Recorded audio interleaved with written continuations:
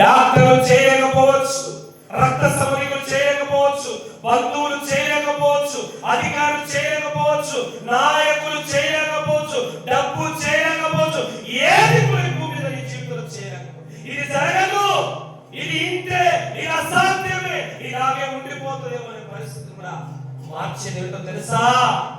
ఉపవాస ప్రార్థన. ఏ మానవుడు చేయలేని ఉపవాసం చేస్తుంది, ఏ శక్తి చేయలేని ఉపవాసం చేస్తుంది, ఏ యుక్తి చేయలేని ఉపవాసం చేస్తుంది.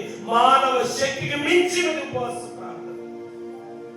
నీ జీవితంలో, నీ కుటుంబంలో, నీ బ్రతుకులో ఇంకా ఏదైతే అసాధ్యంలో ఉందో, అలాగే ఉండిపోయిందో, ప్రభా ఈ రోజు నిజంగా నా జీవితంలో కూడా కొన్ని ఉన్నాయి, అది ఎవరు నా తల్లిదండ్రులు కూడా పరిష్కరించలేకపోతున్నారు, అధికారులు పరిష్కరించలేకపోతున్నారు, నేను పరిష్కరించుకోలేకపోతున్నాను. ఆయన ఎవరు దానికి పరిష్కారం చూపడం లేదు, ఎవరు దానికి ముగింపు పలకడం లేదు, ఎవరు దాని నుంచి విడుదల చేయలేకపోతున్నారు.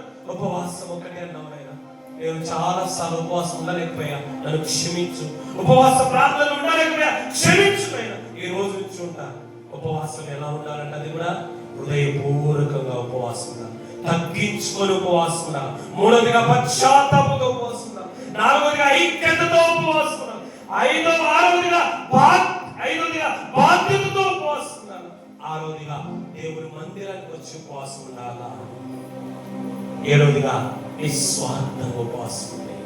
నీ జీవితంలో నీ ప్రార్థన ద్వారా నీవే అన్ని చేసుకోవచ్చు, అన్ని పరిష్కరించుకోవచ్చు, అన్నిటికీ ముగింపు పలకవచ్చు. కళ్ళు మూసుకొని ప్రభా నాకు కూడా ఇలాంటి ప్రార్థన ఇవ్వలేదు, ప్రార్థన చేస్తున్నాను కానీ ఇలా చేయలేకపోయినా, ఉపవాసం ఉంటున్నాను కానీ ఇలా ఉండలేకపోయాను, క్షమించండి. ఎవరైనా ఒకరు ప్రేరేపించారు.